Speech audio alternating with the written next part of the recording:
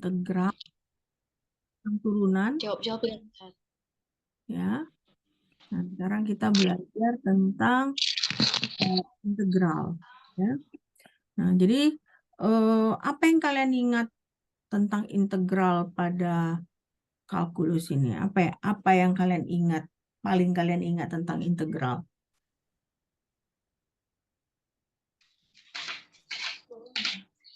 Kebalikan dari turunan, Bu. Anti turunan ya, kebalikan dari turunan. Jadi kalau kita sudah belajar turunan, ya kan, berarti integral itu adalah anti dari turunan atau kita sebut sebagai anti derivatif ya. Oke. Nah, jadi biasanya integral, hasil dari integral itu kita tulis dengan F huruf besar. Nah, jadi anti turunan fx dari F huruf kecil. Nah, jadi makanya di sini kita bisa lihat bahwa turunan dari F yang huruf besar per dx itu adalah sama dengan F huruf kecil. Berarti yang artinya F kapital, ya kan, merupakan anti turunan dari F small letter, ya. Oke. Nah, sekarang ada dua jenis integral, ya kan? Ada dua jenis integral. Pertama itu definite integral, satu lagi indefinite integral. Kalau integral tertentu itu jawabannya adalah fungsi anti turunan. Nah, tapi integral itu definite integral hasilnya adalah angka biasanya atau value, jumlah ya. Nah, jadi makanya di sinilah fakta dan ide tentang turunan integral. Jadi integral itu adalah anti dari turunan. Ya. Jadi integral itu adalah anti dari turunan.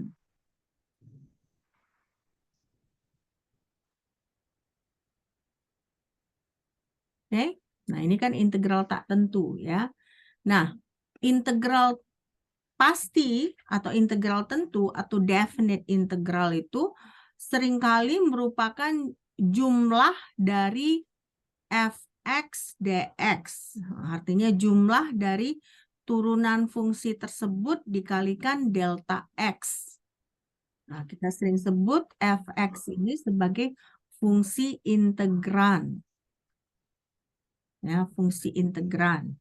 Nah, biasanya kalau mau kita jadikan dia integral pasti, berarti kita harus bisa mengevaluasi dari batas atas dan batas bawah. Nah, jadi bisalah kita tulis integral dari fx dx dengan batas bawah A dan batas atas B itu sama dengan fb dikurang fa. Ya, fb dikurang fa. Nah, jadi makanya ini kita masih mempelajari definisi-definisi. Nah, saya nggak tahu apakah ini benar-benar kelas terakhir kita. Kalau ini benar-benar kelas terakhir, nanti berarti kan banyak topik yang belum kita cover di kelas ini, ya kan? Nanti kalau memang ini kelas ini kenapa ini? Siapa yang coret?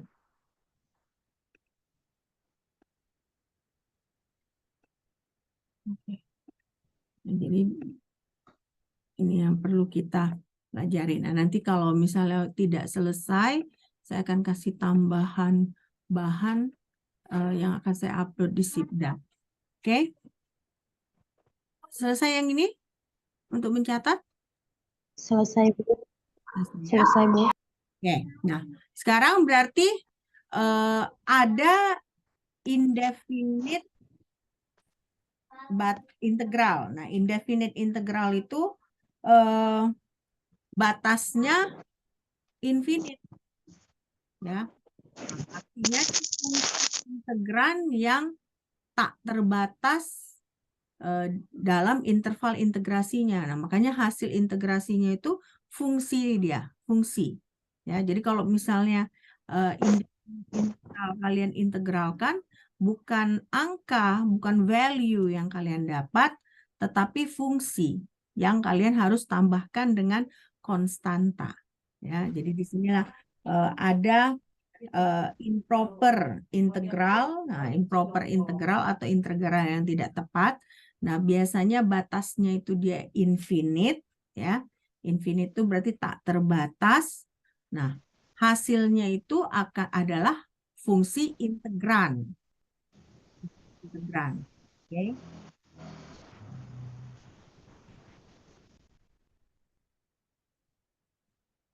Nah, kalau misalnya si integral yang tidak tepat ini, nah, kalau bahasa Indonesianya saya buat integral tidak tepat, tapi bahasa Inggrisnya sebenarnya namanya improper integral.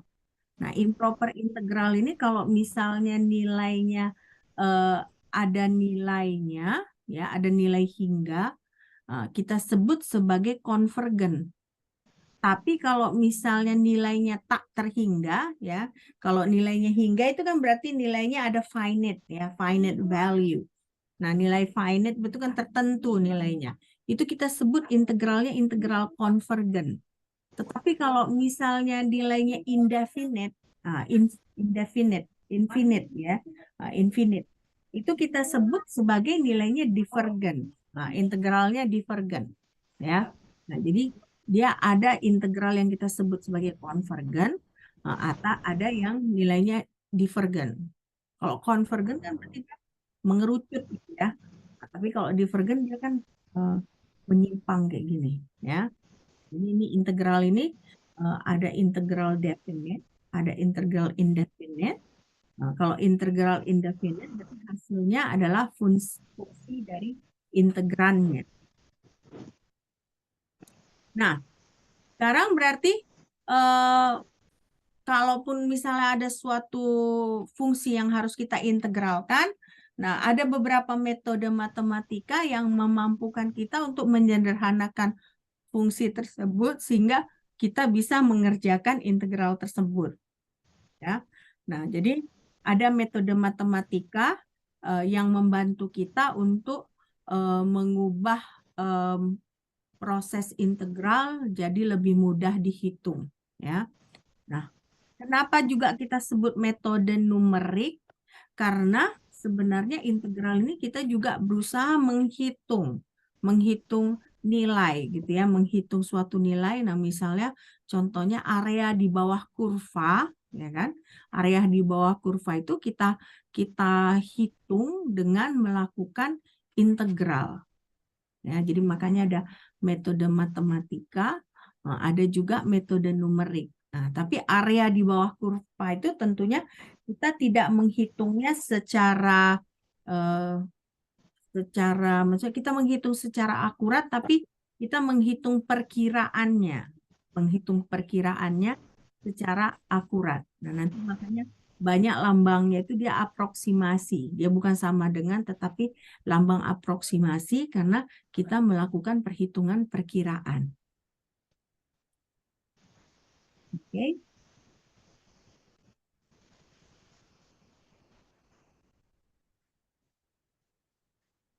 Nah, selesai nih Sudah, Bu. ya. Oke. Nah, sekarang kita mulai masuk ya. Tadi kan Miranda sudah bilang kan kalau integral itu lawan dari turunan ya, anti dari turunan. Nah, jadi 2 minggu yang lalu ya, minggu lalu, Sabtu lalu kita tentang turunan. Jadi kalau misalnya ada turunan, suatu fungsi memiliki turunan, nah, fungsi tersebut kita sebut sebagai antiderivatif. Ya, antiderivatif. Nah, contohnya misalnya kita punya posisi kecepatan percepatan partikel. Nah, ini semua ada kaitannya dengan turunan dan integral. Ya, posisi, kecepatan, dan percepatan. Selesai ini kan? Selesai? Yang ini selesai? Oh, selesai aja ya. Oke, nah sekarang pertama posisi. Nah, misalnya kita punya suatu partikel. Partikel ini bergerak di arah vertikal ya, vertikal. Nah, biasanya kalau di arah vertikal, nah kita anggap misalnya posisinya itu dinyatakan sebagai fungsi waktu, yaitu persamaan satu. Nah, dia Z sama dengan ZT. Ya, Z sama dengan ZT.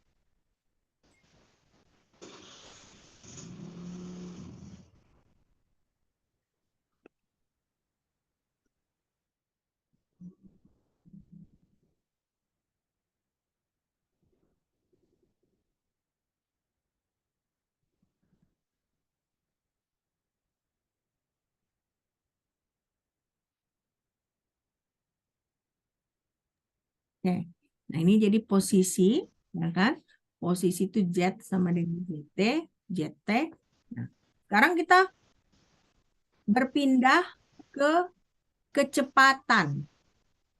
Nah, ternyata kecepatan itu adalah turunan pertama dari posisi. Ya, jadi VZ sama dengan VZT sama dengan DZ per DT.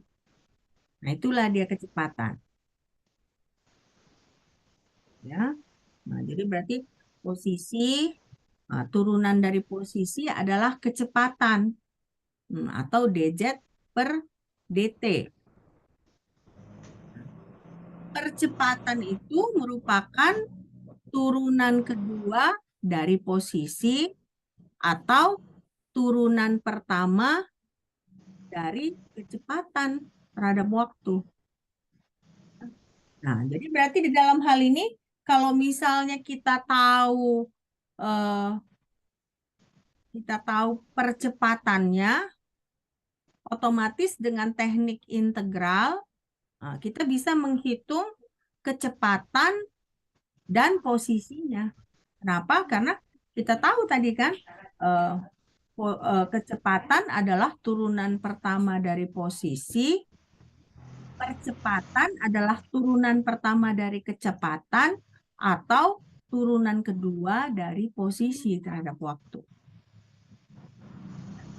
Dari sini kita bisa menghitung ya. Jadi kalau kita tahu percepatan, otomatis dengan teknik integral, kita bisa menghitung kecepatan dan posisi.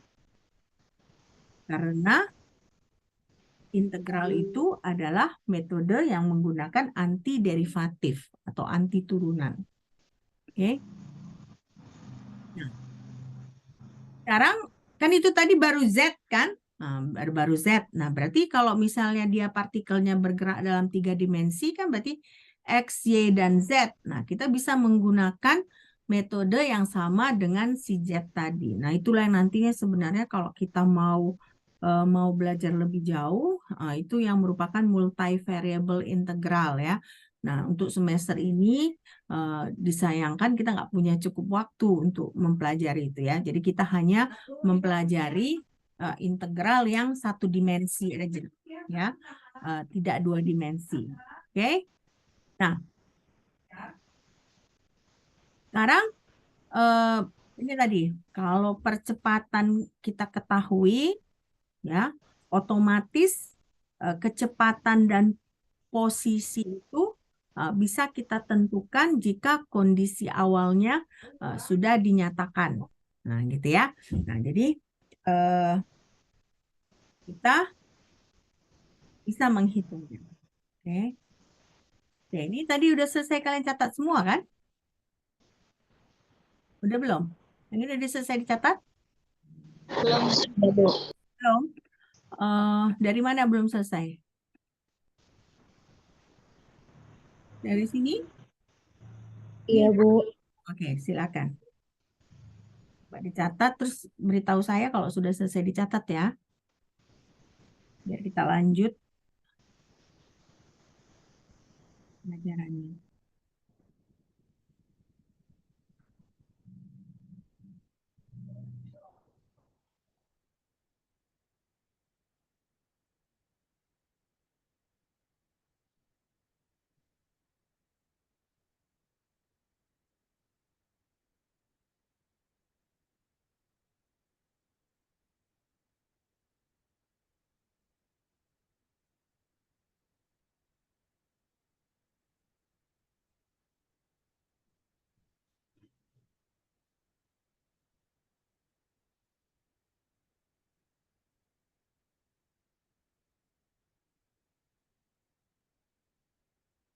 Oke. Ini udah selesai? Udah selesai? Sudah, Bu. Ya. Nah, ini mau dicatat?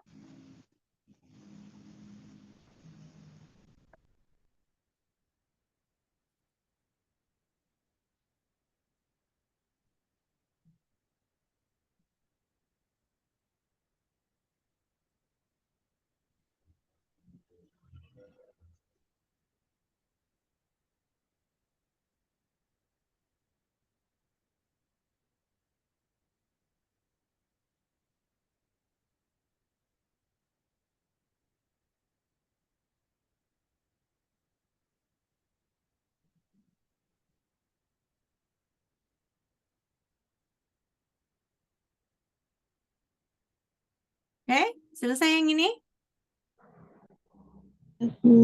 Ya, Bu. Selesai, Bu. Jadi ini percepatan, ya kan? Silakan kalian catat sebelum nanti kita masuk perhitungannya, ya.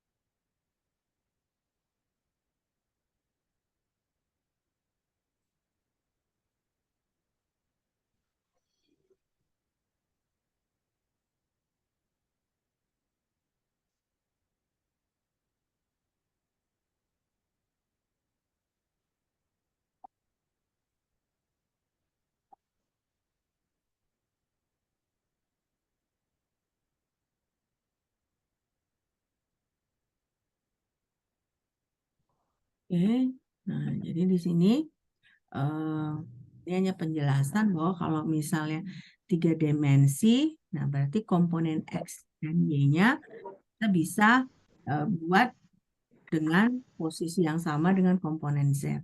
Ya. Oke. Nah, ini berarti artinya tadi percepatan itu eh, sebagai fungsi waktu, ya.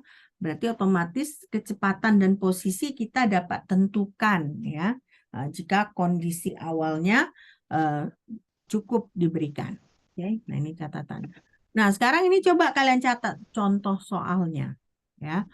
Jika tidak ada gaya lain yang bekerja pada partikel, ya, padanya, partikel massa M di dekat permukaan bumi memiliki percepatan gravitasi ke bawah yang sama dengan AZ sama dengan negatif G. Nah, gravitasinya sama dengan 9,80 meter per second kuadrat. Ya. Nah, berarti kalau tidak ada gaya yang lain, berarti gaya yang menentukan hanya gaya gravitasi. Ya, berarti di sini si AZ-nya sama dengan negatif G. Ya kan, negatif G. Nah, kalau begitu PZ-nya sama dengan apa? PZ-nya sama dengan Hah? PZ-nya sama dengan apa? PZ sama dengan T dikaliin GT. Hah? Sama dengan apa? Min GT. Minus GT, ya. Nah, tadi siapa yang jawab minus GT? Siapa yang jawab tadi? Saya nggak tahu. Hah? Siapa yang jawab tadi? Noni, Bu. Noni, ya. Oke, nah Noni jawab minus GT. Nah, kenapa Noni jawabannya minus GT? Apa alasan Noni memberikan jawaban minus GT?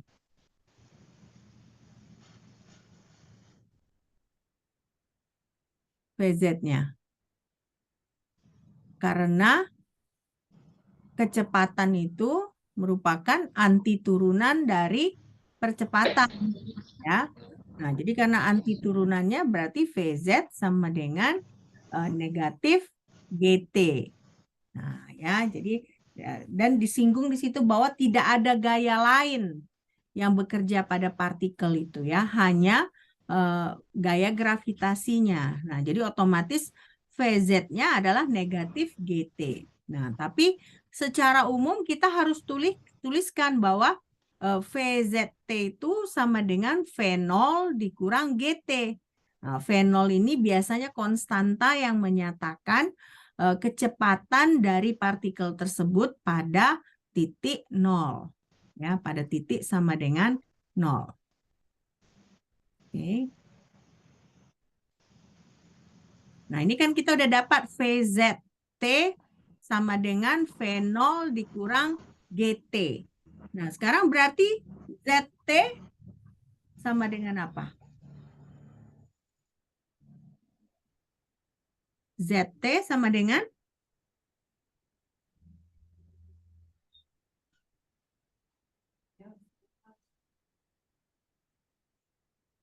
Nah, tadi kan kecepatan itu anti turunan dari percepatan.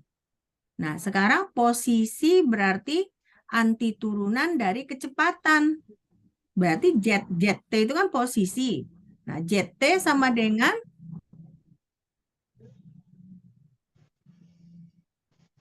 apa?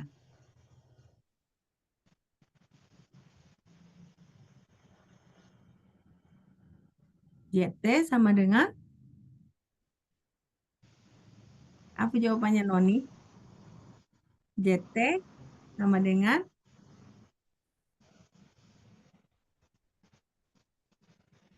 berarti kan untuk mendapatkan ZT kan kita harus integralkan ini, benar nggak? Nah, apa hasil integral ini terhadap T?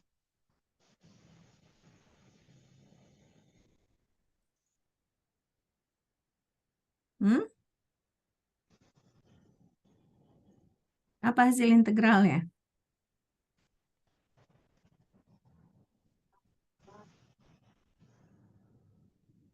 Ya, saya kasih waktu ke kalian, ya kan? Hmm. Apa hasil integralnya? Coba. Jadi kalau VZT sama dengan V0 dikurang GT, nah berarti posisinya ZT itu sama dengan apa?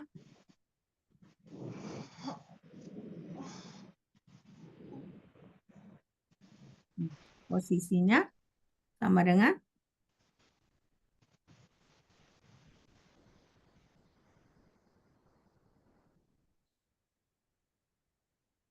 Yuk dipikir-pikir dulu, coba apa?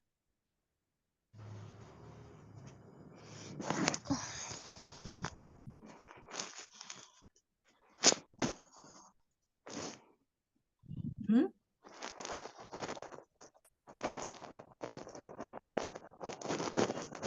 Apa coba?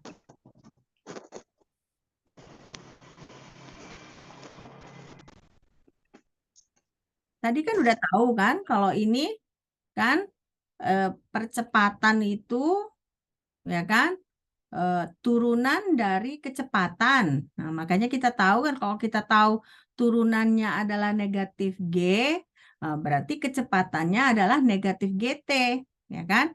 Nah, ini kan V0 ini kan hanya konstanta, kecepatan pada titik 0.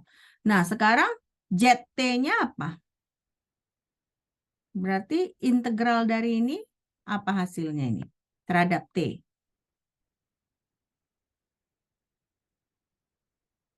Hmm? Ada yang tahu nggak? Integral dari ini apa hasilnya?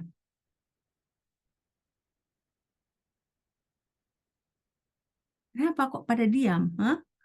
Kok pada tidak menjawab? Hmm? Kalau V0 kita integralkan terhadap T, jadinya apa? V0 kan konstanta. Nah, konstanta kita integralkan jadi apa? Misalnya kita punya 2. Nah, hasil integral 2 dx jadi apa?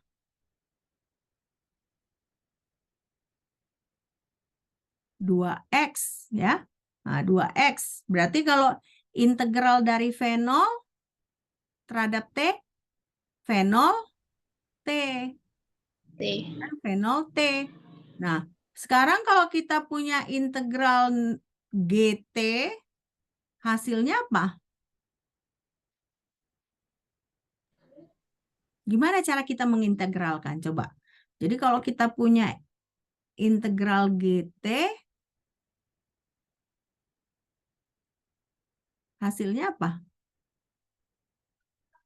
Mungkin kalau kalian GT bingung gitu ya. Coba integral X dx apa?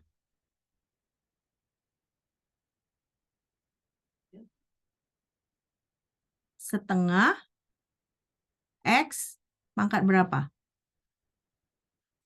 Setengah X pangkat setengah X pangkat berapa? 2, Bu.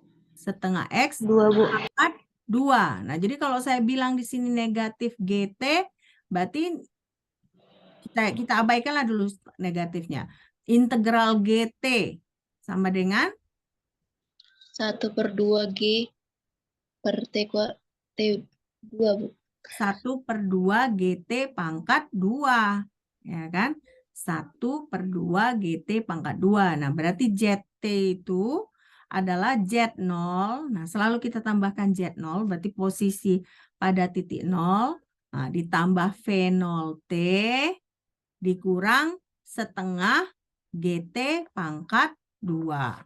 Ya, setengah GT pangkat 2. Nah, jadi makanya di sini kita tahu ya kan bahwa si fungsi yang kita mau cari anti turunannya adalah V0 dikurang GT. Ya kan? Berarti si V0 dikurang GT ini kan turunan dari suatu fungsi. Nah, fungsi apa itu? Nah, fungsinya itu harus kita integralkan. Nah, jadi kan kita tahu gini, kita asumsikan kan, kalau kita punya AT pangkat 2, ya kan? Nah, berarti kan turunannya 2AT. Sementara kalau kita punya AT, turunannya adalah A. Nah, makanya tadi di sini jadinya Z ini jadi anti turunan dari V0 dikurang GT tadi adalah Z0 ditambah V0T dikurang GT kuadrat per 2. Kenapa kalian gak ada yang bisa jawab? Hah? Di mananya bingung kalian? Hah? Di mananya kalian bingung?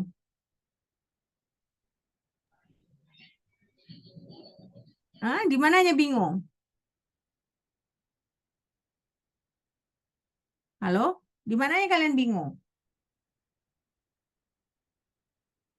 Nggak bingung bisa jawab atau nggak mau bersuara? Hah? Bingung, Bu. Bingungnya di mananya, Natali? Di mananya bingungnya?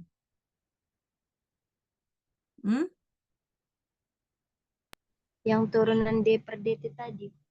Yang ini, D per DT. Ini kan cuma kita mau bilang gini, kalau kita punya AT kuadrat, ya kan? Turunannya adalah 2AT, ya kan?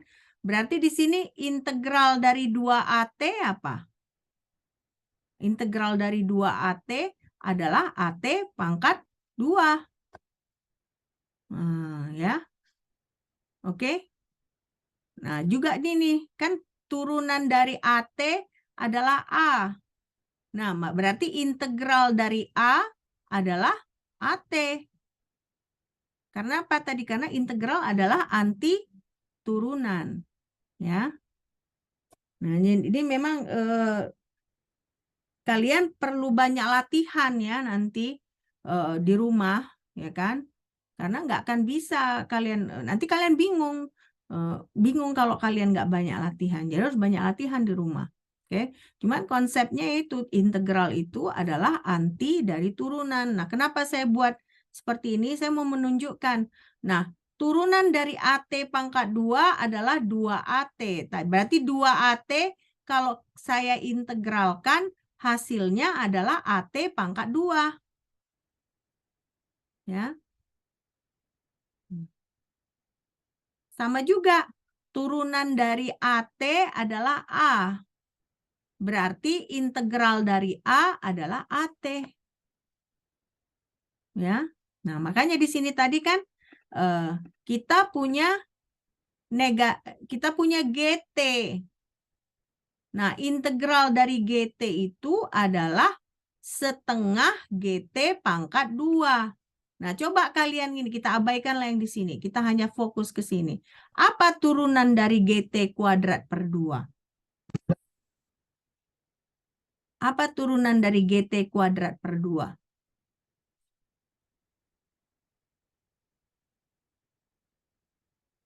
Coba, GT kuadrat per 2. Bagaimana kalau kita membuat turunan? Jadi, kalau misalnya kita punya GT pangkat 2 per 2, berarti turunannya adalah 2 ya, dikali G dibagi 2, T pangkat 2 dikurang 1. Berarti hasilnya negatif GT, Bu. Negatif GT, Bu. GT. Nah, jadi berarti kita bisa pastikan ya bahwa integral itu adalah anti dari turunan. Integral itu artinya kita mencari yang ini, fungsi yang ini. Kalau kita tahu turunan yang ini, berarti integral dari fungsi yang ini adalah yang ini, anti dari turunannya. Ya. Oke? Oke. Nah, sekarang berarti Z0 ini dengan V0 adalah konstanta. Nah, konstanta itu nanti ditentukan pada saat T sama dengan 0. Nah, gunanya apa? Supaya kita tahu bagaimana. Kan pasti dimulai posisinya dari 0, kan? Nah, jadi kita harus tambahkan konstanta pada titik 0-nya ini. Oke. Nah, sekarang coba kalian selesaikan. Kan tadi kalian sudah tahu ZT-nya berapa, ZT-nya bagaimana fungsinya, VT-nya bagaimana fungsinya. Nah, sekarang kalau misalnya dinyatakan pada T sama dengan 0, kecepatannya adalah 10 meter per second.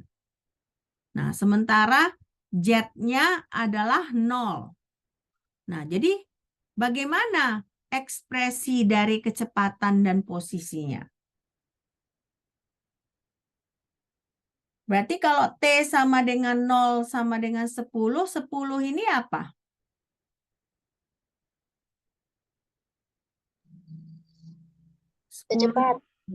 Kecepatan. Tapi kecepatan yang mana? V0-nya, ya kan? Karena apa? Karena kan pada T sama dengan 0, kecepatannya adalah 10 meter per second. Berarti V0-nya adalah 10, ya kan? Nah, sekarang berarti yang ini Z sama dengan 0 ini apanya? J0-nya, ya kan? Nah, berarti kan dari sini kita sudah ketahui, ya kan? Nah, kita sudah ketahui, kan di sini berarti kan ini 0, ya kan? Kenapa? Karena Z pada T sama dengan 0 adalah 0. Berarti ini adalah 0. Nah, berarti V0-nya tadi berapa? 10. Nah, berarti ZT-nya sama dengan berapa? 0 ditambah 10T dikurang berapa tadi G-nya dari soal? 9,8 T kuadrat bagi 2. Nah, itulah ekspresi dari ZT-nya. Nah, sekarang ekspresi dari VT-nya bagaimana? V0-nya berapa tadi? 10 dikurang 9,8 dikali T. Ya, nah, jadi jawabannya seperti itu. Jadi kan kita ketahui di sini kan, kita sudah tahu anti turunannya kan. anti turunannya. Kita sudah temukan bagaimana ekspresi dari VT, bagaimana ekspresi dari ZT ya. Nah, jadi begitu kita ketahui bahwa pada titik T sama dengan 0, V0 adalah 10, Z0 adalah 0. Nah, jadi kita bisa tentukan. Kita tentukan bahwa VT-nya adalah 10 dikurang 9,8 T. Nah, ZT-nya berarti kan J0-nya ini adalah 0. Berarti 0 ditambah 10T dikurang 9,8 dibagi 2 dikali T pangkat 2. Atau 10T dikurang 9,8 T pangkat 2 dibagi 2. Ya, nah inilah dia aplikasi integral pada posisi kecepatan dan percepatan. Ya, karena ternyata antara posisi dengan kecepatan bisa kita pakai anti integral atau anti derivatif. Ya kan? Nah, demikian juga percepatan ke kecepatan ya. Nah, kita bisa menggunakan metode anti integral. Anti derivatif, anti turunan. Oke? Sudah jelas kan? Jelas nggak? Nggak jelas. Jelas, Bu. Jelas kan? Oke. Oke, sekarang kita lanjut ya. Ini udah selesai dicatat belum? Belum, Bu. Oke, dari Belum, Bu. mana? Dari mana belum selesai dicatat? Ini udah? Soalnya Bu, Ini udah? Belum ya? kecepatan. Oke. Oke, silakan catat dulu.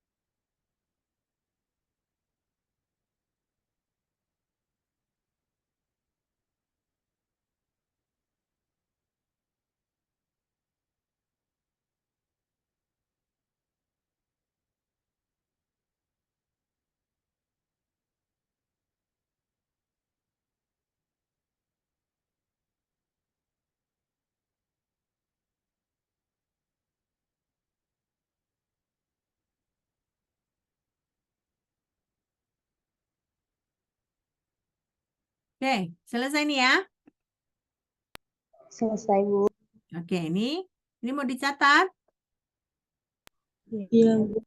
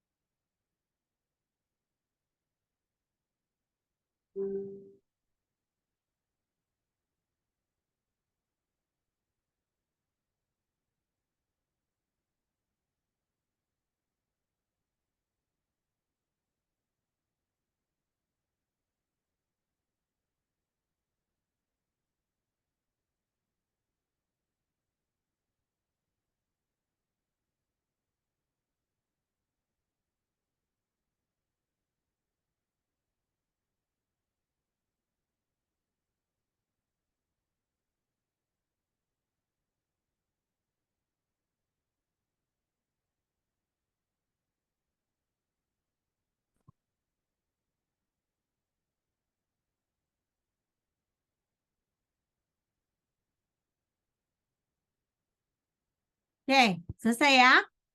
Nah, coba Iya. eh, kerjakan ini. Nah, tentukan anti turunan dari A sinus BX, di mana A dan B adalah konstanta. Artinya berarti kan kita harus integralkan apa integral dari A sinus BX.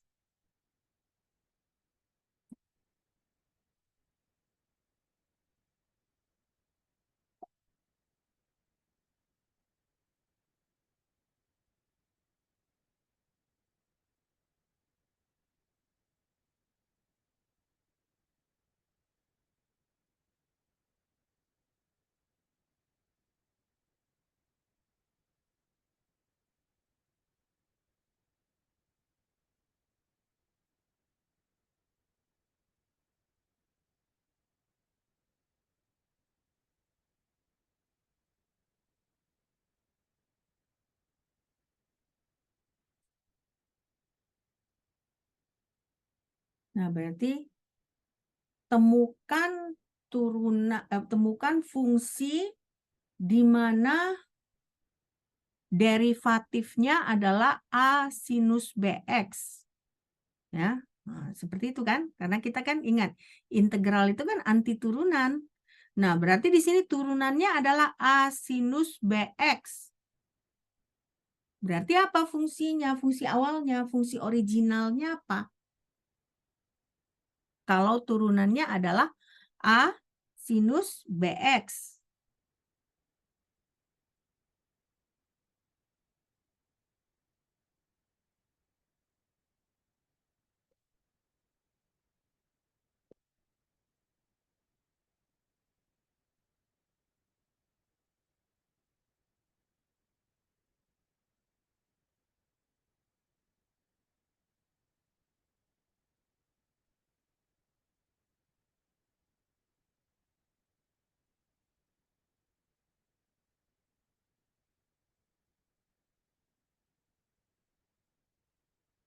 Ada yang bisa jawab?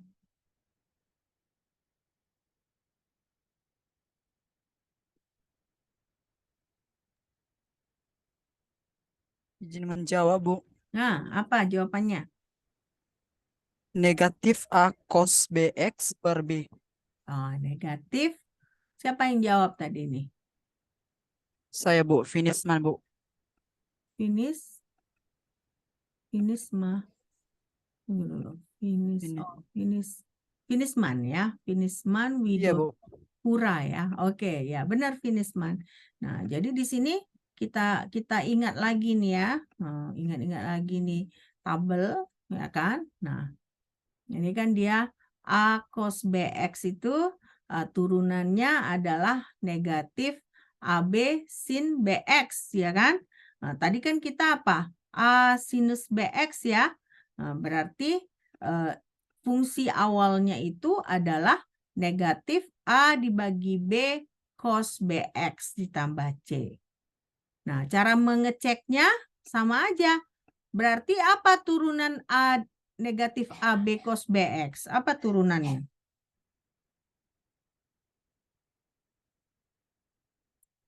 A sin BX ya. Nah, turunannya A sin BX kan?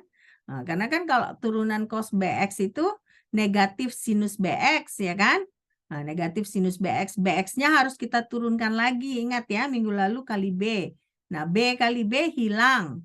Negatif kali negatif hilang. Jadilah dia A sinus BX. Nah, jadi cara mengeceknya seperti itu. Begitu sudah kita integralkan, coba kita turunkan hasil integral kita itu. Sama nggak dengan si soalnya? Nah, kalau sama berarti kita sudah dapat benar ya. Oke, ini perlu dicatat? Perlu? Perlu, Bu. Oke, silakan Perlu, dicatat. Bu.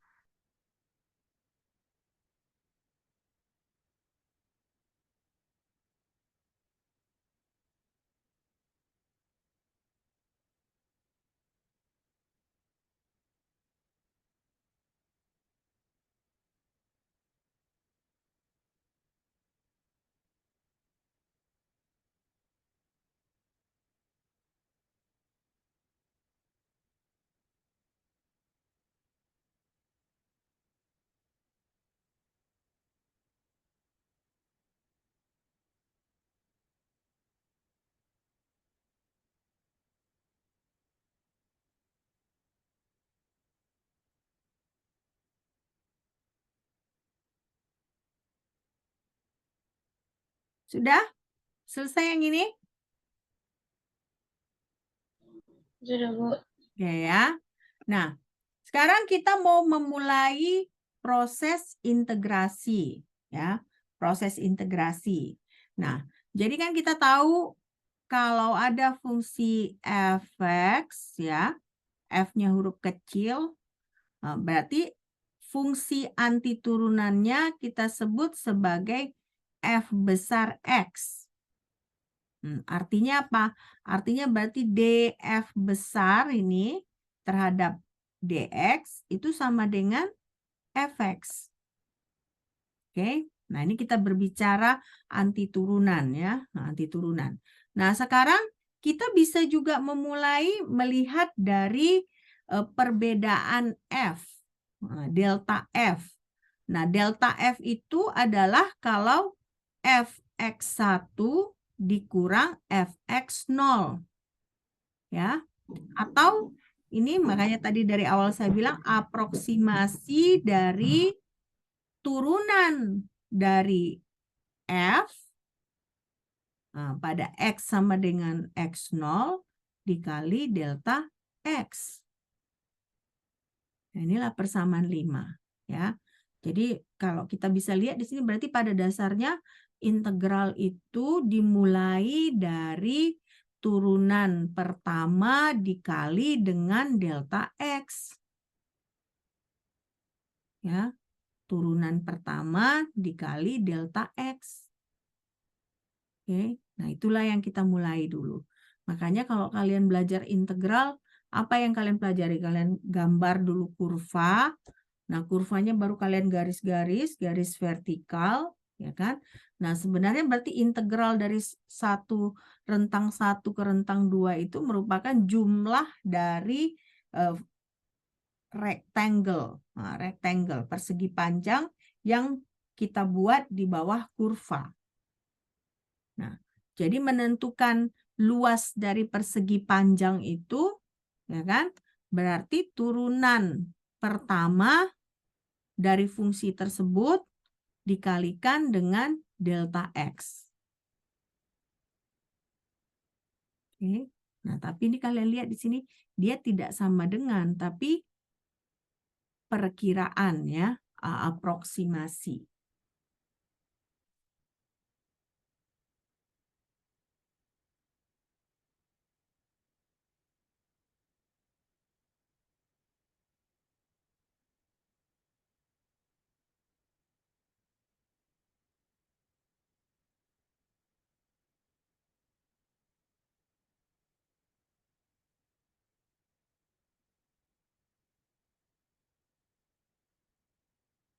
Selesai nih? Selesai dicatat? Selesai, Bu. Nah ya. Nah, kalau kalian lihat ini kan masih satu bagian ya. Satu bagian. Nah, makanya di persamaan 6 ini ya kan kita dekatkan lebih banyak gitu ya. Nah, jadi makanya di sini delta x-nya itu harus kecil ya kan. Berarti kalau kecil berarti banyak rectangle-nya ya kan, rectangle-nya. Nah, berarti perkiraannya akan lebih akurat kalau nilai delta x-nya kecil. Ya, nilai delta x-nya kecil. Nah, jadi karena itu kita dapat persamaan 6 ini ya. Jadi fx prime dikurang fx0 itu asumsinya ya aproksimasi dari turunan pertama dari fungsi tersebut pada x sama dengan 0, x0 dikali delta x. Nah, ditambah turunan pertama pada fungsi itu pada x sama dengan x1 dikali delta x. Nah, seterusnya baru turunan pertama pada fungsi pada titik x sama dengan xn kurang 1 dikali delta x. Nah, delta x-nya itu sebenarnya sama semua ya, intervalnya itu sama besarnya ya. Nah, jadi delta x-nya itu x1 dikurang x0 sama dengan x2 dikurang x1 sama dengan x3 dikurang x1. Nah, kalian lihat di sini berarti x prime dikurang xn kurang 1. Nah, karena di sini kan semua nilainya n kurang 1. Kalau n-nya sama dengan 1, Nah, berarti di sini 0. N sama dengan 2, nah nilainya 1. Seterusnya. Oke. Nah, inilah persamaan 6 dan 7.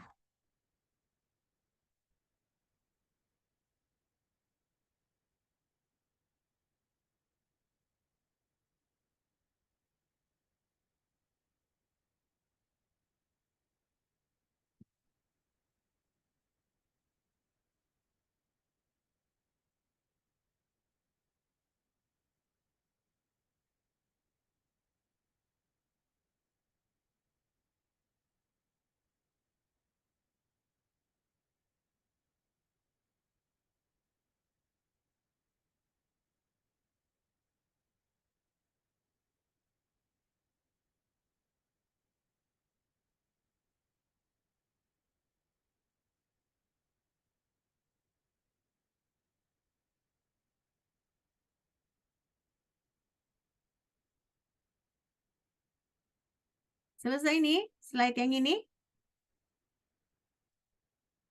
Selesai? Belum. Belum?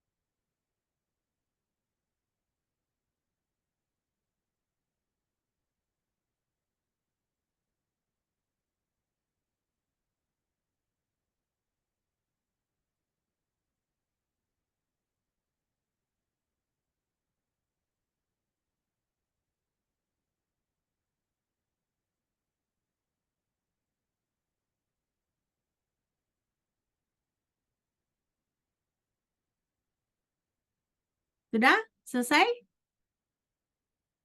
Sudah, Bu. Sudah, Bu. Nah, sekarang ini dia ilustrasinya. Kalau kalian lihat kan, X0, X1, X2, nah X prime. Jadi kita mau menentukan integral, maksudnya menentukan luasnya dari X prime ini dengan X0. Nah, kan? Nah, kalau kalian lihat ini kan kita berarti menambahkan si luas dari si rectangle ini, ya kan? Nah, ini luasnya kan kalau kalian lihat kan untuk X0 itu Fx0 segini dikali delta X. Nah, baru di sini Fx1 dikali delta X. Ya kan? Nah, baru di sini lagi Fx2 dikali delta X. Nah, jadi nanti berarti kan ini semua, ini kan dia gini, ya kan? Ini, ya kan? Jadi berarti nanti integral dari si fx ini dari x prime ke x0 itu pada dasarnya adalah kita menambahkan nilai dari rektangular ini. Nah, berarti kalau delta x-nya semakin kecil, ya kan? Delta x-nya semakin kecil gitu kan? Dia semakin akurat karena otomatis dia akan semakin mengikuti bentuk kurva ini. Ya. Nah, inilah dia ilustrasi dari yang kita pelajari tadi. Nah, ilustrasi dari persamaan 6 dan persamaan 7 tadi. Oke. Nah, sekarang ini kita lihat gambar 1 ya. Tunggu dulu, saya salah apa enggak ini? Gambar 1 itu tadi N-nya sama dengan 3. Ya, jadi kelihatannya masih luas-luas delta X-nya kan. Jadi kalau masih lebih luas-luas delta X-nya, dia tidak akan terlalu akurat. Tetapi kalau nilai N-nya misalnya 30 gitu. Nah, berarti kan dia lebarnya itu kan semakin kecil. Nah, otomatis perkiraan dari integralnya itu akan semakin tepat. Ya. Nah, akan semakin tepat. Nah, Makanya di sini kita tulis ulang si persamaan 6 ini, ya kan? Nah, kita buat fx prime dikurang fx0. Nah, pada dasarnya dia aproksimasi, ya kan? Dia fx0 dikali delta x, ya kan? Ditambah fx1 dikali delta x, baru tambah tak terhingga. Nah, fxn kurang 1 delta x. Nah, ini persamaan ini, persamaan 8 ini, kita bisa sederhanakan jadi persamaan 9, berarti bisa dalam bentuk summation, dalam bentuk sum, ya, berarti sum dari fx k delta x, nah, di mana k sama dengan 0 sampai n dikurang 1. Ya. Nah, jadi di sini kita bisa mulai melihat bahwa pada dasarnya integral itu mirip dengan summation. Ya, mirip. Bukan summation ya, tapi mirip.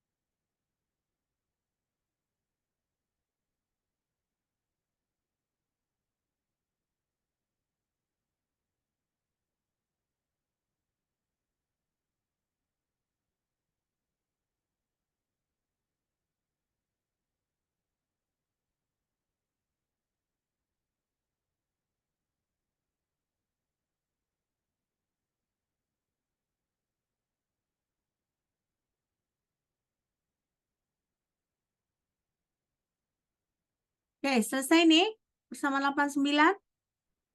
Selesai, Bu. Oke, selesai. Nah, sekarang kita tahu ya kan, tadi ada notasi sum ya, summation. Nah, summation itu berarti penjumlahan. Nah, di bawahnya ini ada indeks K ya, K. Sementara di atasnya adalah N kurang 1. Berarti artinya penjumlahannya itu dimulai dari K sama dengan 1 sampai N dikurang 1.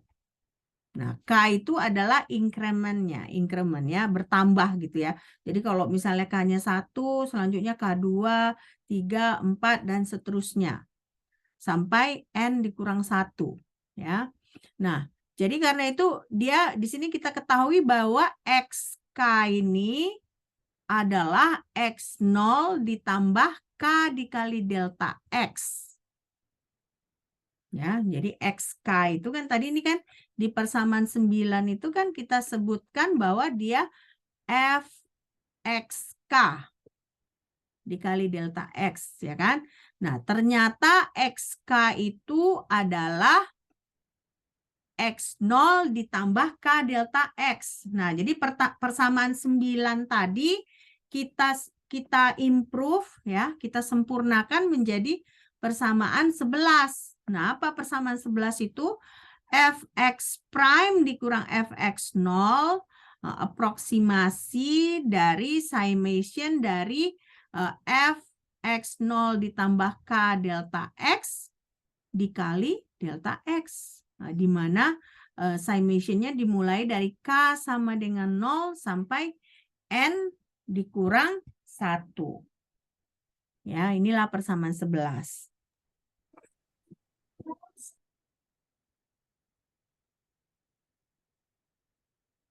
Nah, ini kalian memang ini heavy matematikanya ya. Nah, tapi kita nggak akan bisa belajar integral kalau tidak dimulai dengan teori matematika yang rumit seperti ini ya. Nah, jadi memang saya nggak bilang kan, saya selalu bilang integral itu memang lebih rumit daripada turunan ya, diferensial. Nah, lebih rumit. Nah, jadi kalian lihat pun teorinya kalau diferensiasi, teorinya kemarin kan kita hanya mengerti garis singgung gitu ya. Nah, ternyata kalau misalnya integral ini dia lebih rumit ya. Nah, kita perlu mengerti mulai dari summation ini lagi. Oke.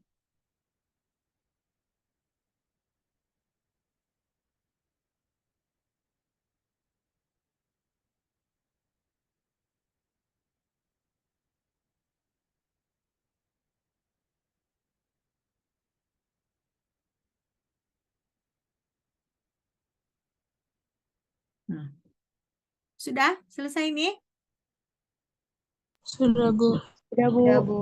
Nah, kalian lihat ini kan fx prime dikurang fx0. Nah, dia ini kan masih aproksimasi dia ya.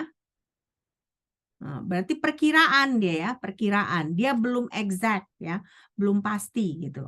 Nah, jadi supaya kita bisa mengubah ini jadi sama dengan ya, berarti kan fx prime kurang fx0. Nah, kita ubah jadi sama dengan, berarti nilai ini kita harus tarik limitnya. Oke, kita harus tarik limitnya. Nah, dapatlah persamaan 12 ya. Nah, jadi persamaan 11 ini ya kan, n-nya itu catatan di situ n-nya itu harus semakin banyak. Nah, kenapa n-nya semakin banyak? Supaya dia jarak delta x-nya itu semakin kecil. Nah, kalau jarak delta x-nya semakin kecil, berarti n delta x itu akan sama dengan x prime dikurang x0. Nah, jadi supaya exact dia persamaan 12 lah muncul. Tadi saya bilang harus ditarik limitnya. Jadi ini kalau kalian lihat kan sudah berubah kan? Dia tidak aproksimasi lagi, tetapi sama dengan. Nah, jadi cara mengubahnya kita harus menarik limit dari fx0 tambah k delta x kali delta x, ya, di mana dia delta x mendekati 0, ya, berarti delta x-nya semakin kecil, n-nya semakin besar, berarti n-nya semakin banyak. Nah, n delta x itu harus sama dengan x prime dikurang x0. Ya. Nah, sekarang bisalah kita sebut sisi kanan ini kita sebut sebagai definite integral atau integral pasti. Nah, sementara si fx ini kita sebut sebagai fungsi integran. Ya. Sudah mulai mabuk? Hah? Oke. Coba dicatat sambil coba dimengerti ya. Nah, saya tahu ini bukan pelajaran gampang ya. Saya juga mengerti. Ini bukan pelajaran gampang. Bagi saya pun ketika mempersiapkan kelas juga saya struggle juga ya. Jadi jangan kalian kira, oh ibu ini taunya santai-santai aja jadi dosen. Enggak ya. Nah jadi sebelum kelas kan saya persiapkan ya. Bagaimana saya mau mengajarkan ke kalian kalau saya sendiri nggak mengerti, gitu kan? Jadi saya belajar juga. Jadi bukan hanya kalian yang belajar, nah saya juga belajar ya.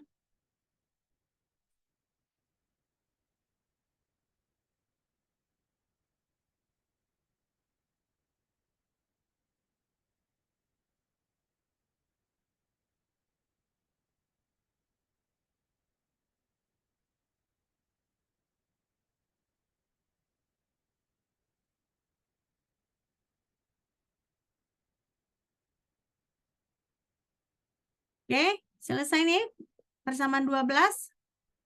Sudah, Bu. Ya ya. Nah, ini kan Sudah, Bu. menurut kalian ini rumit nggak persamaan 12 ini? Rumit, Bu. Rumit kan? Nah, karena rumit, persamaan 12 ini harus kita sederhanakan. Nah, jadi persamaan 12 tadi ini kita sederhanakan pada dasarnya adalah persamaan 13 ini. Ya. Jadi x prime dikurang fx prime dikurang fx0 itu pada dasarnya adalah integral dari si integran dx, fx dx, batas bawahnya adalah x0, batas atasnya adalah x prime. Ya.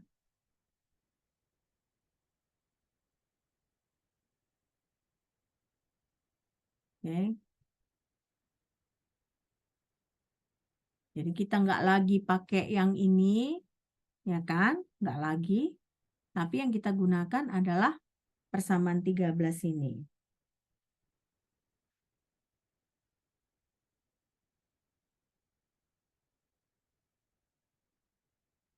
Oke. Selesai? Persamaan 13? Selesai, Bu. Selesai ya.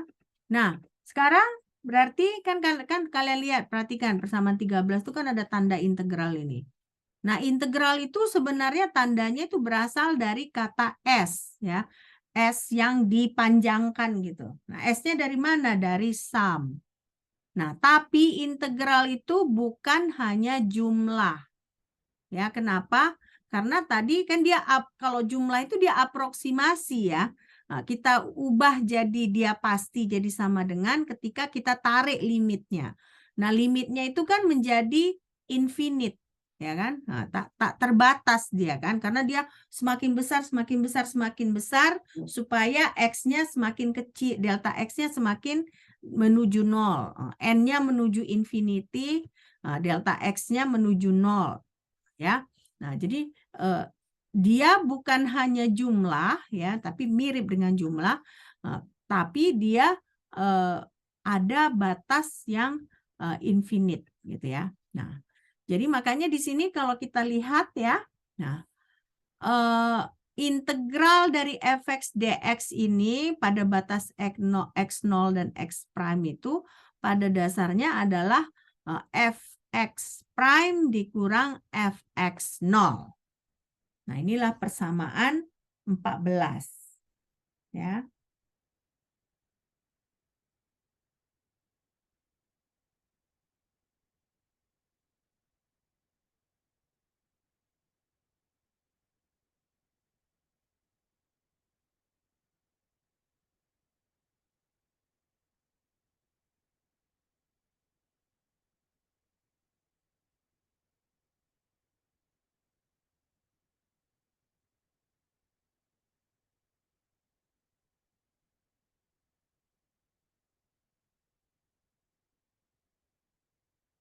Selesai nih persamaan 14? Selesai, Bu. Selesai ya. Nah, jadi di sini sisi kirinya simbol dari integral pasti ya, sisi kirinya simbol dari integral pasti. Nah,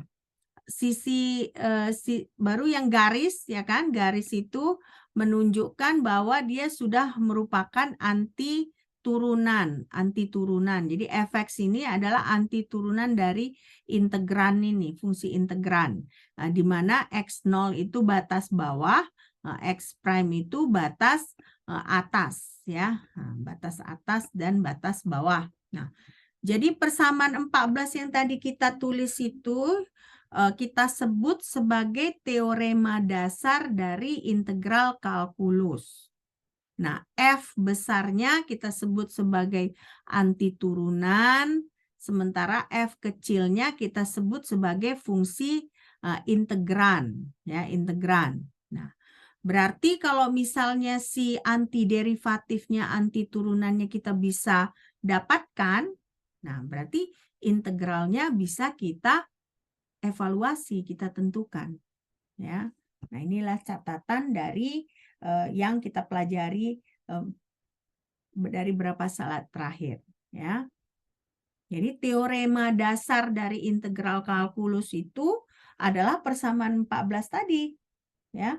Nah, persamaan 14 itu adalah teorema dasarnya.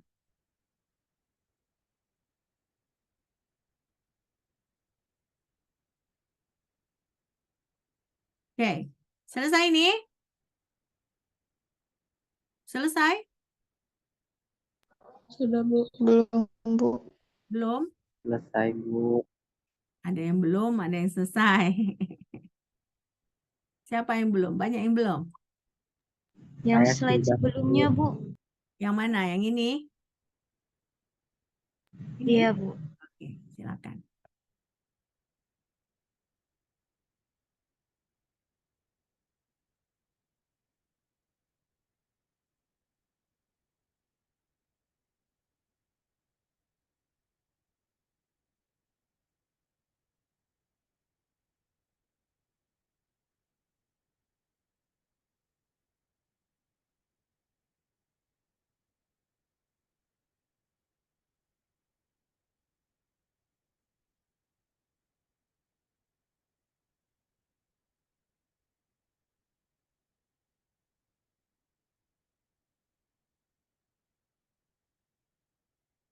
Selesai nih?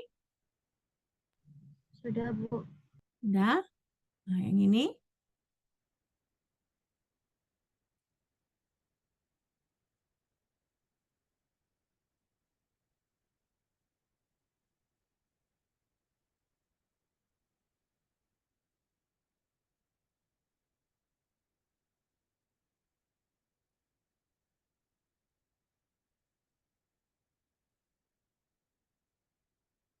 Oke, nah sekarang kita langsung tentukan ini. Coba kalian hitung integral dari sinus x dx, di mana batas bawahnya adalah 0, batas atasnya adalah pi.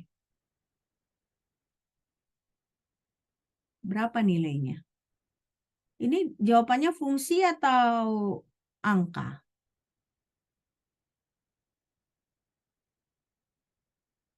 Fungsi atau angka jawabannya? Fungsi, Bu. Hah? Apa Robertus? Fungsi yang jawabannya? Fungsi atau angka? Jawaban akhirnya. Hah? Fungsi atau angka?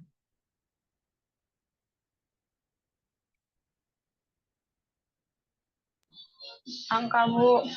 Nah, ya, kenapa? Karena ini integral pasti ya, definite integral ya. Ada batas bawah, ada batas akhir ya. Jadi bukan fungsi lagi jawabannya, tetapi sudah ada nilainya gitu. Jadi berapa nilainya nih? Jawabannya? 2, Bu. 2 ya, 2. Jadi jawabannya adalah 2. Nah, jadi integral sinus X itu jawabannya adalah negatif cos X ditambah C. Nah, ini negatif cos X ditambah C, inilah fungsi anti turunannya. Ya. Nah, selalu awalnya kita tambahkan C. Nanti kalian lihat bahwa C-nya itu otomatis akan hilang. Berarti kalau batasnya 0 dengan P, ya kan? Berarti negatif cos pi ditambah C, ya kan? Dikurang negatif cos 0 ditambah C. Nah, dari sini C dengan C hilang, ya kan? Jadi tinggal negatif cos pi dikurang negatif cos 0. Nah, cos pi itu berapa nilainya? Negatif 1, ya kan? Nah, negatif 1 dikali negatif, jadinya positif. Nah, baru ini juga jadi tambah 1. Jadi hasilnya adalah 2. Ya. Jadi dapat hasilnya 2. Oke. Ini perlu kalian catat? Perlu dicatat? Perlu. Silakan catat dulu. Mohon izin, Bu, untuk slide sebelumnya belum selesai ditulis, Bu. Yang mana? Yang ini? Ya, Bu. Terima Oke, kasih, Bu. silakan.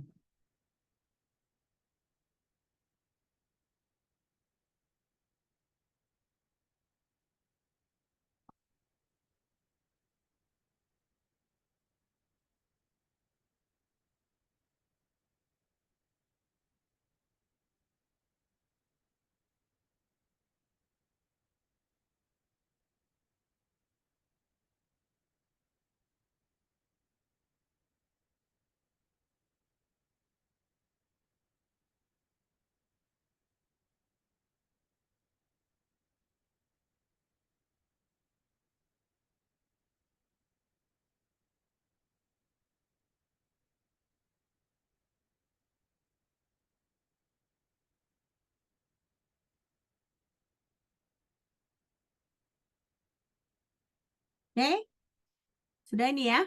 Sudah selesai dicatat Sudah, ya? Bu. Oke, nah ini belum ya? Belum selesai dicatat kan? Sudah atau belum? Belum, Bu. Oke, Belum, Bu. Sudah, Bu. ada yang sudah, ada yang belum ya. Saya kasih waktu aja deh ya. Karena biar kalian sambil mencatat, kadang-kadang kan ketika kalian mendengarkan saya, mungkin kalian belum mengerti gitu. Tapi begitu mungkin sambil kalian catat, terkadang kalian, oh iya ternyata ini maksudnya gitu. Saya sering seperti itu kalau belajar ya. Kayaknya saya meminta kalian mencatat supaya kalian pelan-pelan bisa mengerti gitu.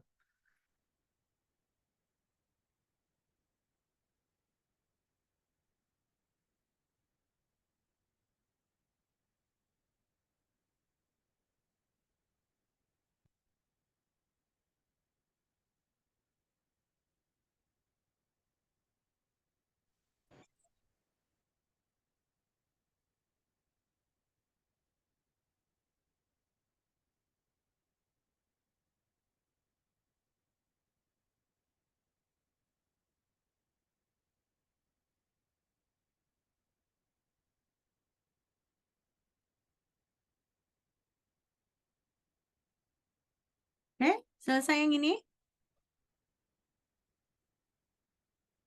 Selesai? Selesai, Sudah, Bu. Bu. Nah, ya.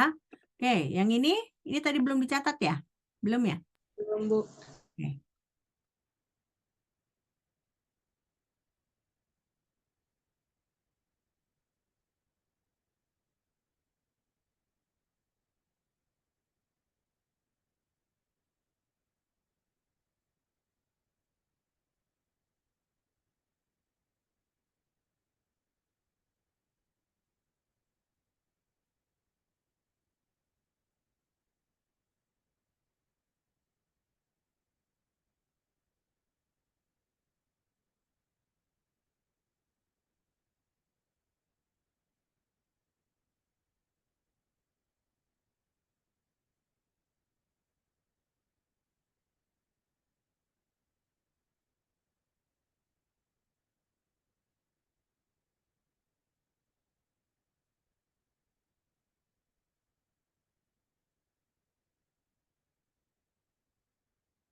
Oke, selesai ya?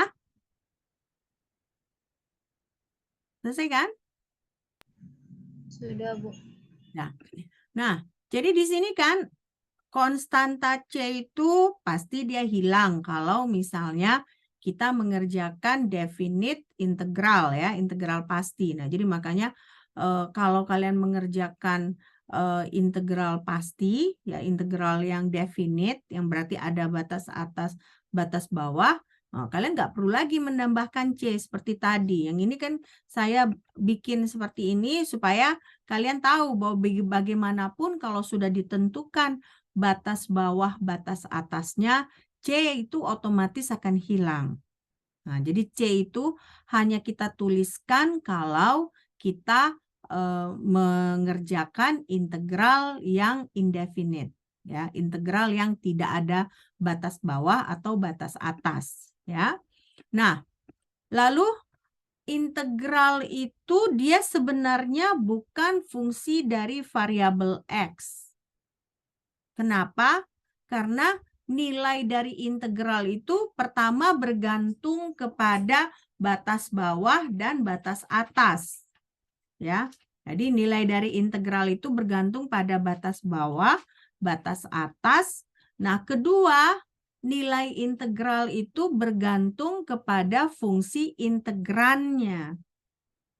Nah, jadi makanya kita sebut integral pasti ini, integral definite ini bukan merupakan variabel X. Nah, tapi dia adalah fungsi dari integran dan batas atas dan batas bawah dan batas atas yang dipilih. Oke. Nah, selanjutnya coba kalian kerjakan ini. Tentukan integral dari EX, E pangkat X dx, batas bawahnya adalah 0, batas atasnya adalah 1. Nah, jadi berapa nilainya?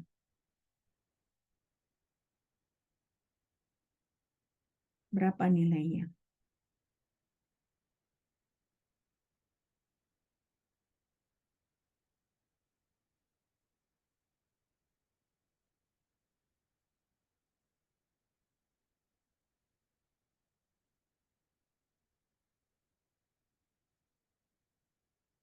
Integral EX dx itu apa integralnya?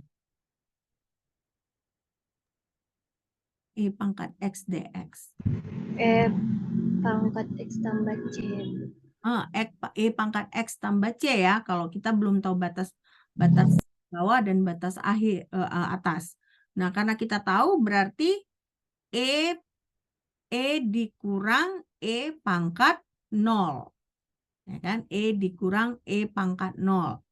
Nah, kalian tahu kalau turunan dari E pangkat X adalah E pangkat X juga. Nah, karena itu berarti integral dari E pangkat X adalah E pangkat X juga ya. Nah, jadi di sini kita dapat berarti hasilnya integral dari E pangkat X dx batasnya 0 dan 1 adalah E dikurang E pangkat 0 atau 2,71828 dikurang 1. Nah, jadi berarti hasilnya adalah 1,71828 dan seterusnya, panjang nilainya. Karena kita sebut sebagai Euler number. Ya.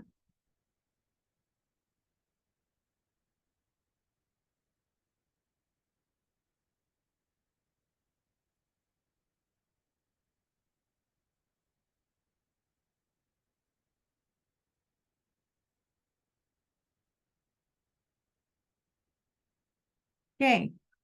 Nah, selesai nih ya? Selesai kan? Bu, Hah? sudah Bu. Sudah ya. Nah, sekarang kita masuk. Jadi sebenarnya integral pasti ini atau integral yang ada batas bawah, batas atas itu kita bisa nyatakan sebagai luas area. Nah, misalnya kita lihatlah persamaan 15 ini. Persamaan 15 kan. Fx prime dikurang fx0. Ini kan dia aproksimasi fxk dikali delta x. Ya kan? Nah, dari fxk dikali delta x ini pun kalian tahu kan ini sudah seperti menghitung luas dari rectangle tadi. Ya. Luas dari rectangle tadi. Nah, jadi kita lihat ini. Nah, ini dia. Ini fungsi f sama dengan fx, ya kan? Nah, ini si kurva di bawah fungsi ini kita bagi-bagi dengan rectangle dengan lebar yang sama. Panjangnya aja berbeda. Kenapa? Karena panjangnya kan bergantung kepada fungsi fx. Ya kan? Nah, jadi ini dia. Berarti integral misalnya dari x prime ke x0 ini pada dasarnya kita mengalihkan fx dengan delta x, baru kita tambahkan dia secara keseluruhan di sini.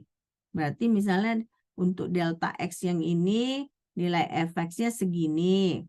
Untuk delta x yang ini nilai fx-nya segini, ya, karena nilai fx itu berbeda pada setiap titik.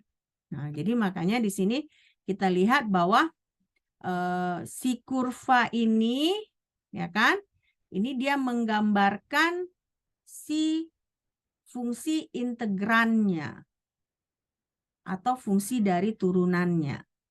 Ya, jadi berarti panjangnya ini adalah nilai pada nilai turunan pada titik x0 gitu misalnya.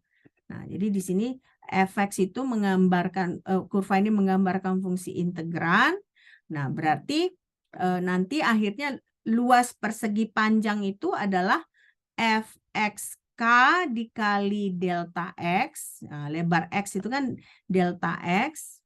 Nah, jadi total dari integralnya itu kita menotalkan si persegi panjang ini. Berarti integral x prime ke x0 ini adalah kita tambahkan luas ini, tambah luas ini, tambah luas ini. Ya.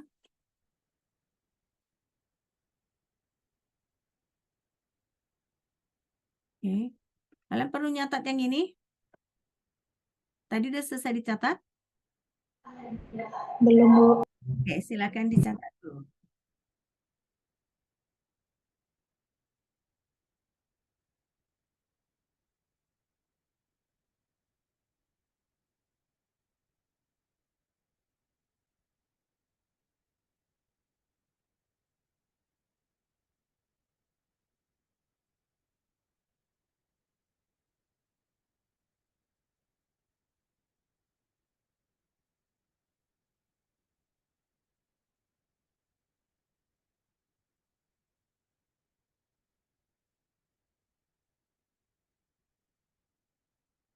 Oke, selesai slide yang ini?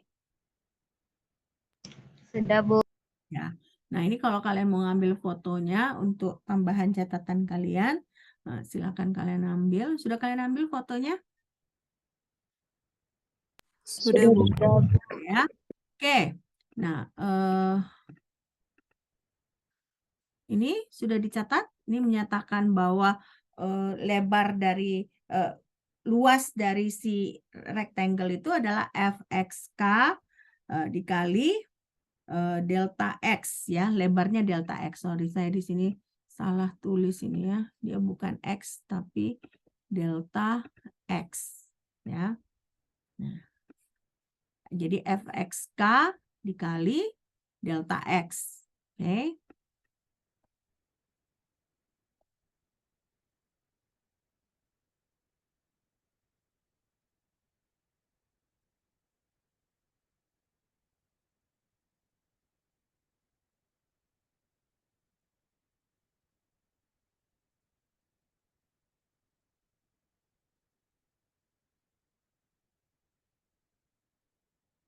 Oke. Nah, jadi yang diinginkan ya, secara teori itu yang diinginkan itu lebarnya ini semakin kecil. Ya. Jadi semakin banyak si persegi panjang yang mau diukur, yang mau ditentukan luasnya. Jadi supaya integralnya ini akurat, luas permukaannya ini akurat, nah ini harus semakin kecil. Ini kan dia agak besar ini delta X-nya. Jadi mau mungkin hanya segini dia gitu. Jadi supaya apa? Supaya si segitiga ini semakin kecil juga. Karena segitiga ini kan jadinya membuat luas dari rectangle-nya nggak akurat lagi. Nggak bisa kita sebut bahwa area di bawah kurva ini ada luas rectangle-nya. Tapi kalau kita kecilkan kan nggak ada lagi yang segitiga ini. Benar nggak? Ya kan? Kebayang nggak maksud saya? Jadi kalau semakin kecil kan kita bisa tidak ada lagi. Ini semakin kecil juga segitiganya. Artinya tidak ada lagi luas rectangle yang jadi dia error ya. Jadi error. Nah makanya di sini ya kan disebutkan bahwa yang diinginkan itu semakin banyak rectangle-nya. Nah, berarti batangnya itu semakin banyak. Sementara lebar delta X-nya semakin kecil. Tujuannya apa? Supaya segitiga yang di atas itu dia semakin kecil, semakin kecil. Jadi segitiga ini, inilah bentuk errornya itu. Nah, jadi kalau misalnya semakin banyak batangnya, semakin sempit di delta X ini kan semakin kecil juga, semakin hampir bisa kita abaikan gitu. Ya.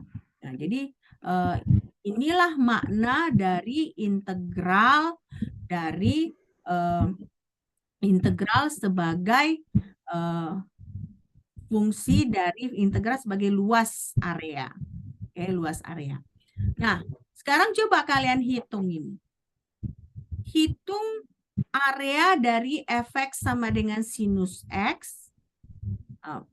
A itu ketika antara X sama dengan 0 dan X sama dengan pi.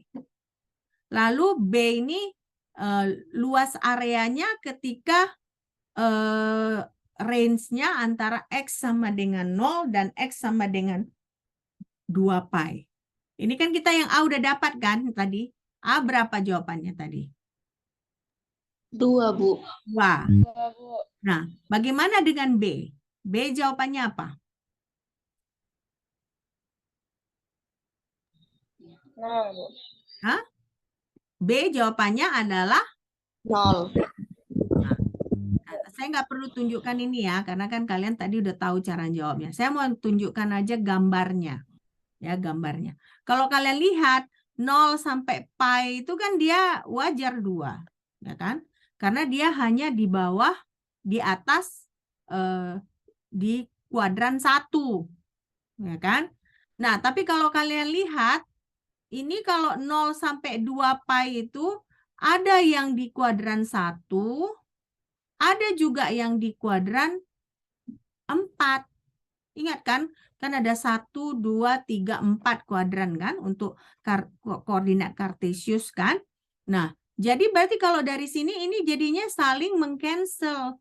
makanya dari grafik fungsi sinus X ini pun kita lihat bahwa luas antara 0 sampai 2 pi itu adalah 0. Kenapa? Karena dari 0 sampai pi dia positif, tapi dari pi ke 2 pi dia adalah negatif.